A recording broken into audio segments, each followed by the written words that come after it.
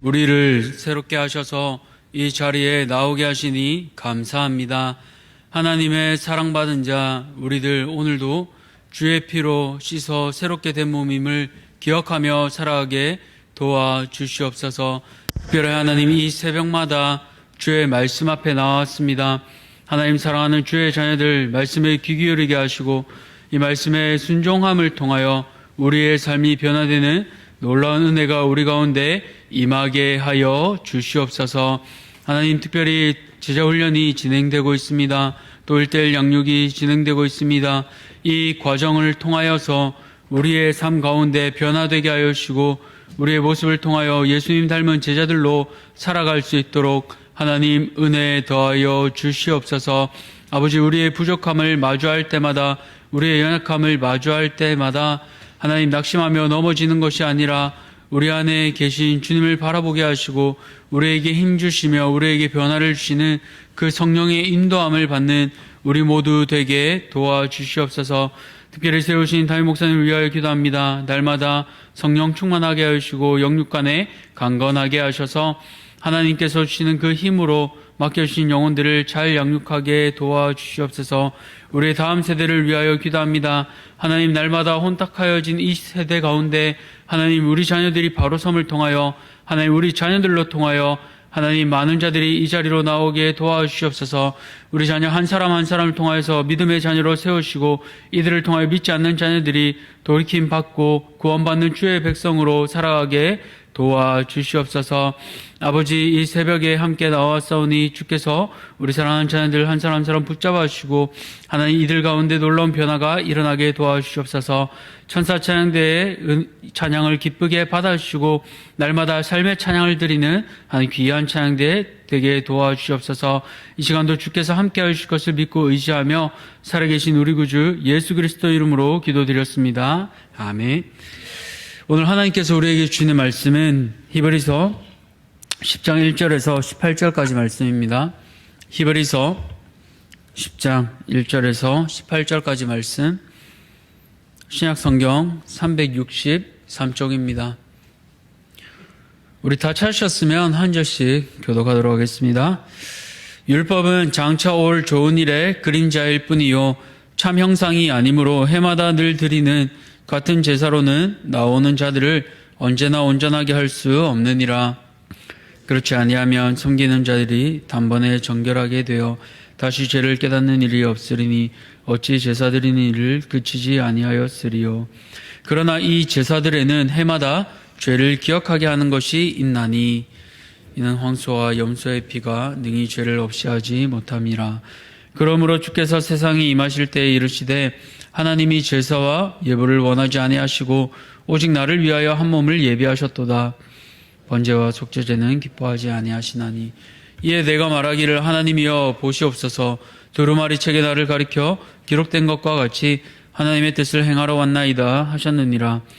위에 말씀하시기를 주께서는 제사와 예물과 번제와 속죄제는 원하지도 아니하고 기뻐하지도 아니하신다 하셨고 이는 다 율법을 따라 드리는 것이라.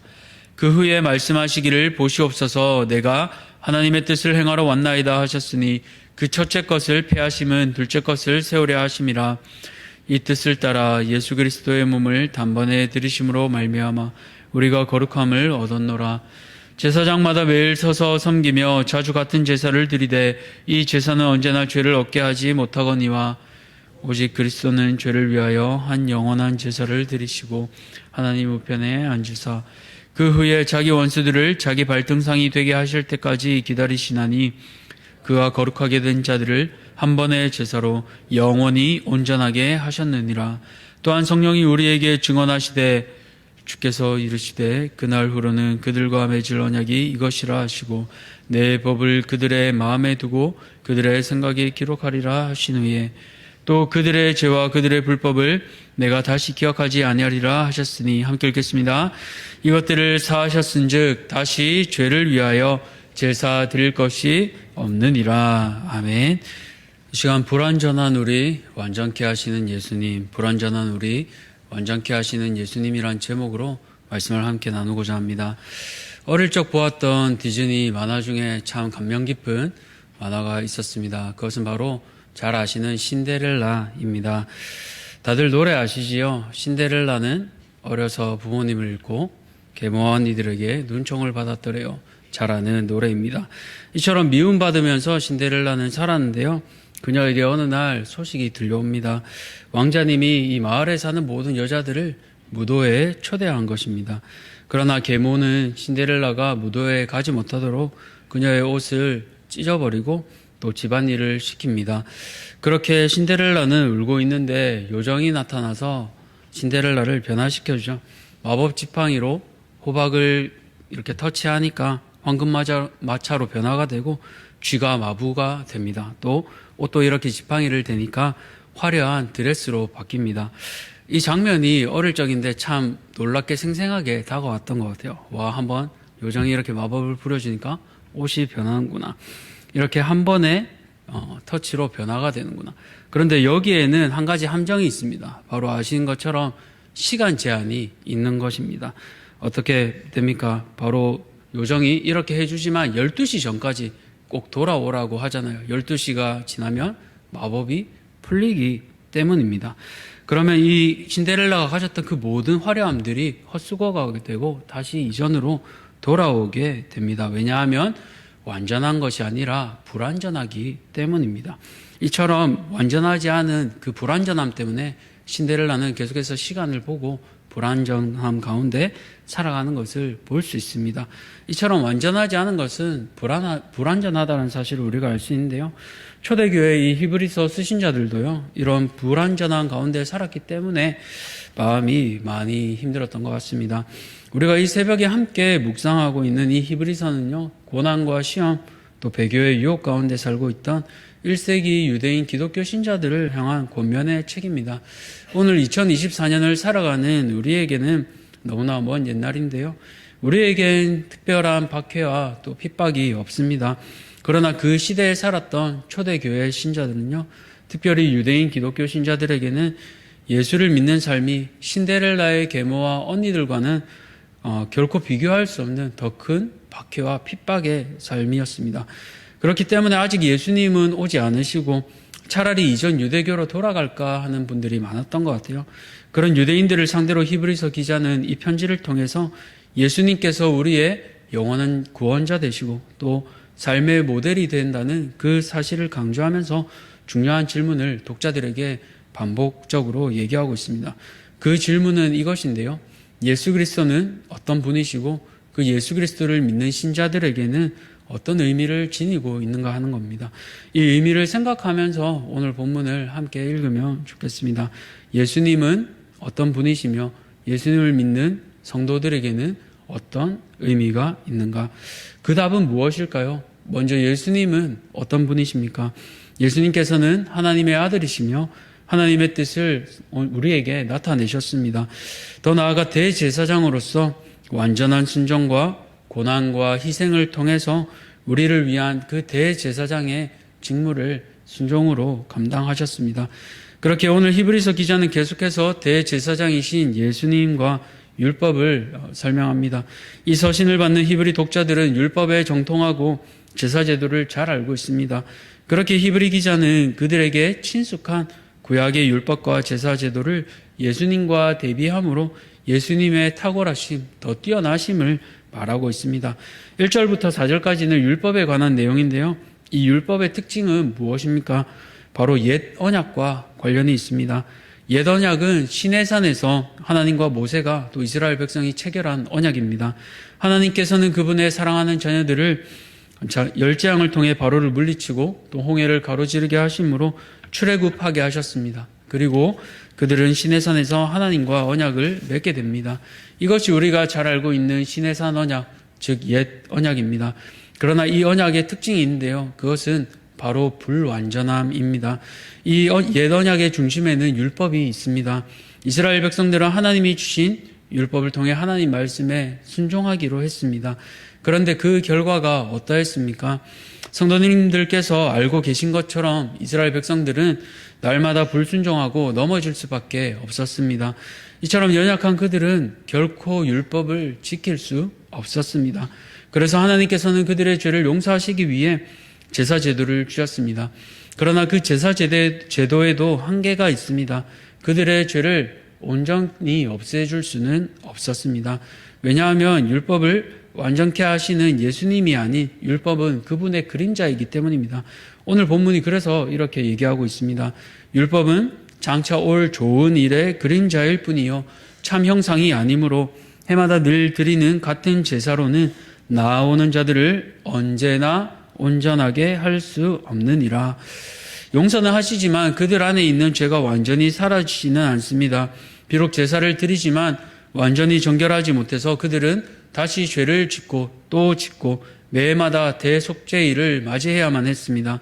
이 대속죄일을 통해 이스라엘 백성들은 해마다 자신들의 죄를 다시 떠올리게 됩니다. 한번 상상해 보실까요? 오늘 대속죄일 우리가 이곳에 모였습니다. 대제사장은 모든 백성의 죄를 위해 지성소에 들어가 속죄의식을 치릅니다. 자신과 가족들의 정결함을 위해서 수송아지를 드렸고 그 피를 가지고 지성소 안에 있는 언약궤 동쪽 앞에 뿌렸습니다. 또 백성의 죄를 위해 숫 염소를 잡아 그 피를 속죄소 앞에 뿌렸습니다. 이것을 장막 밖에서 보고 있는 백성들 어땠을까요? 수많은 짐승들, 특별히 황소와 염소의 울부짖는 소리가 곳곳마다 우리 귀에 울려 퍼집니다. 또 짐승들의 피가 이 곳곳마다 떨어져 있습니다. 평안함이 가득할까요? 아니면 공포감이 가득할까요? 아마도 후자일 겁니다. 내 죄가 이토록 무서운 것이구나. 내 죄를 저 짐승들이 대신했구나. 내가 죽지 않아서 다행이다. 이런 생각하지 않겠습니까? 어떤 날에는 그 의뢰를 집전했던 대제사장조차 죽을 수도 있습니다. 그러니 얼마나 두려웠겠습니까? 다시 말하자면 죄의 용서받음보다 죄값에 대한 그 무게가 더 생생히 다가올 것입니다. 이런 과정을 통해 죄의 무서움이 얼마나 큰지를 율법을 통해 깨닫게 됩니다. 이런 일을 겪지만 시간이 지나면 어떻게 됩니까? 또 자연스레 죄의 본성으로 돌아오게 됩니다. 이처럼 매번 죄에서 온전히 자유로울 수 없는 백성들, 그들을 위해 하나님께서는 오랜 계획이며 그분의 뜻인 새 언약을 준비하셨습니다. 이것을 강조하기 위해 히브리서 기자는 시편 40편 6절에서 8절을 오늘 우리가 읽은 5절과 7절에 인용하고 있습니다. 5절을 보시면요, 주께서 세상에 임하실 때라고 하는데 곧 예수님께서 세상에 오신 목적은 아버지의 뜻을 이루기 위함을 우리에게 알려주고 있습니다. 원래 이 본문은요, 시편의 기자인 다윗과 하나님과의 대화입니다. 하나님께서 다윗에게 내가 제사와 예물을 기뻐하지 아니하며 번제와 속죄제를 요구하지 아니한다라고 말씀하시자 다윗은 하나님께 내가 왔나이다. 나를 가리켜 기록한 것이 두루마리 책에 있나이다. 나의 하나님이여 내가 주의 뜻 행하기를 즐깁니다. 라고 고백하고 있습니다. 이처럼 히브리서 기자는 원래 다윗과 하나님과의 대화였던 이 시편 내용을 다윗의 후손으로 오신 예수님과 하나님의 대화로 바꿉니다. 바로 하나님의 뜻을 예수님께서 이루심을 강조하기 위해서 이렇게 기록하고 있습니다. 그런 예수님이 어떻게 행하셨습니까? 10절을 보시면요, 이 뜻을 따라 예수 그리스도의 몸을 단번에 들이심으로 말미암아 우리가 거룩함을 얻었노라라고 또 기록하고 있습니다. 예수님께서는 자신의 몸을 단번에 들이셨습니다. 옛 언약 시대 때에는 대속죄일마다, 다시 말해 매해마다 제물을 드려야만 했습니다. 만약 송구영신 예배가 이 대속죄일이라 생각해 보시면 어떨까요? 우리가 과연 기쁨으로 즐거움만으로 나올 수 있을까요? 아마 기쁨보다는 두려움이 더 클 것입니다. 앞서 말한 것처럼 우리 귀에는 날마다 짐승의 울부짖는 소리가 울려 퍼지고 이 앞에 짐승의 피가 뚝뚝 떨어져 있기 때문입니다. 그렇기에 죄의 무서움을, 죄값이 얼마나 큰지를 우리는 온몸으로 보며 떨고 있을 것입니다. 그러나 예수님은 이 모든 과정을 자신의 몸을 제물로 드리심으로 끝내셨습니다. 또한 대제사장들이 매번 섬기며 이 과정을 해왔지만 그들조차 불완전한 수행원일 뿐이었습니다. 그러나 예수님께서는 자신이 제물이 되시며 대제사장이 되어주심으로 우리를 온전케 하셨습니다. 그렇기에 14절을 보시면 그가 거룩한 자들을 한 번의 제사로 영원히 온전하게 하셨다라고 하고 있습니다. 그렇다면 이 말씀을 받은 우리는 오늘 어떻게 살아가야 할까요? 예수님을 우리의 구원자로 믿는 성도들은 어떠한 고난과 박해와 배교의 위험 가운데서도 예수님에 대한 믿음을 지키고 삶으로 살아내야 합니다. 왜냐하면 예수님께서 고난을 통해 완전한 구원을 이루신 것처럼 우리 성도들도 고난을 통해 참된 신앙인의 모습에 도달하기 때문입니다. 그런데 이것을 우리의 힘으로 이룰 수 있습니까? 우리의 힘으로 결코 이룰 수 없습니다. 우리의 의지로 싸워야 하지만 그 힘을 공급하시는 분은 성령이십니다. 사단은 우리의 연약함과 부족함을 날마다 우리 마음속에 참소합니다. 너 예전에 이랬잖아. 네가 예전에 이런 죄 지었잖아. 뻔뻔하네. 네가 누굴 위해서 뭘 어떻게 하겠어? 라고 우리를 날마다 우리의 죄 가슴 속에 우리의 죄를 떠올리게 합니다. 그러나 그런 생각을, 그런 마음을 우리 마음에 사단이 집어넣을 때마다 새 언약을 기억하시기 바랍니다. 16절에서 17절까지 보시면요. 내 법을 그들의 마음에 두고 그들의 생각에 기록하리라 하신 후에, 또 그들의 생각에 기록하리라 하신 후에 그들의 죄와 그들의 불법을 내가 다시 기억하지 아니하리라 하셨으니 라고 말씀하고 있습니다. 하나님께서 기억하지 않으신다고 합니다. 예수님께서 우리의 모든 죄, 옛 언약시대 때 사람들이 벌벌 떨던 그 죄의 값을 다 지불하셨습니다. 그래서 담임 목사님께서 자주 말씀하시는 과거의 죄와 현재의 죄, 미래의 죄까지도 모두 예수님께서 값을 치러주셨습니다. 얼마나 감사한 일입니까? 그렇기에 그런 우리는 이제 예수의 피를 힘입어 성소에 들어갈 담력을 얻었습니다. 그렇기에 그 이후로부터 우리는 23절 이하의 말씀처럼 살아가야 합니다. 우리 23절부터 25절까지 말씀 우리 한번 같이 읽어볼까요? 시작. 또 약속하신 이는 미쁘시니 우리가 믿는 도리의 소망을 움직이지 말며 굳게 잡고 서로 돌아보아 사랑과 선행을 격려하며 모이기를 피하는 어떤 사람들의 습관과 같이 하지 말고 오직 권하여 그날이 가까움을 볼수록 더욱 그리하자. 아멘. 새 언약으로 예수님으로 인해 모든 죄가 사함받은 우리는요, 이제 우리의 믿음의 소망을 굳게 잡아야 합니다. 그 방법으로 서로 돌아보고 사랑과 선한 일로 지체들을 격려해야 합니다. 우리에게 또한 은혜로 주신 예배 가운데 함께 나와 함께 예배로 나아가야 합니다. 특별히 오늘 금요 기도회는 단기 선교 파송 예배로 드리게 됩니다. 히브리서 말씀처럼 이미 새롭게 죄사함 받은 우리를 대표해서 또 청년부가 태국 단기 선교팀이 태국으로 나아가게 됩니다. 이 일을 위해 오늘 저녁 함께 나와 뜨겁게 예배하며 이들을 위해 함께 기도하는 시간을 가지시면 좋겠습니다. 말씀을 맺겠습니다. 사랑하는 성도님들, 우리는 불완전합니다. 여전히 연약합니다. 그래서 때로는 시간 제한이 걸린 신데렐라와 같이 불안하기도 합니다. 그러나 완전한 대제사장이며 제물 대신 예수님께서 우리를 이미 거룩해 하시고 온전케 하셨습니다. 또한 우리 안에 계시는 성령께서 우리를 지키시고 보호하십니다. 그렇기에 불완전한 우리를 완전케 하신 그 은혜를 기억하며 오늘도 성령 충만을 간구하시기 바랍니다. 그렇게 오늘도 성령 충만함을 간구하며 그 힘으로 승리하는 모든 성도님들 되시기를 주님의 이름으로 축복합니다. 기도하겠습니다. 살아계신 하나님 감사합니다. 우리의 불완전함을 보며 우리는 때로 낙심합니다. 그러나 불완전한 우리를 완전케 하신 그 예수님을 기억합니다.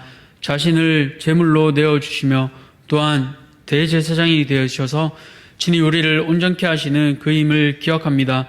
불완전하지만 우리를 완전하게 하여 주시고 부족한 우리를 거룩한 무리 성도라고 불러주시니 하나님 그 은혜에 감사하며 기쁨으로 나아가게 도와주시옵소서. 소망된 그 은혜를 붙잡고 날마다 서로 돌아보아 선행과 선한 격려를 행하게 하여 주시고 날마다 패하기를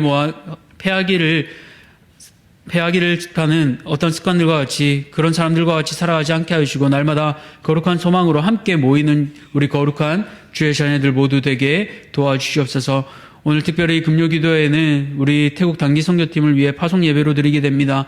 이 거룩한 자리에 함께 모여 하나님 기도하며 이들을 위하여 중보할 수 있도록 하나님 우리에게 은혜 베풀어 주시고 함께 나와 예배하는 모든 자들 되게 도와주시옵소서. 이제 돌아가 또 우리의 삶의 자리에서 예배드리게 됩니다.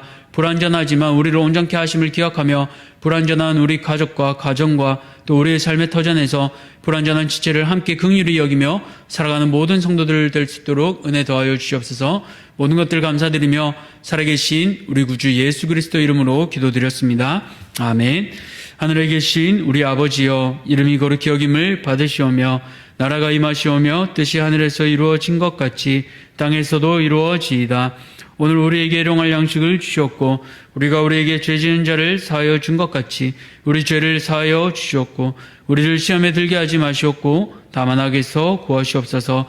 나라와 권세와 영광이 아버지께 영원히 있사옵나이다. 아멘.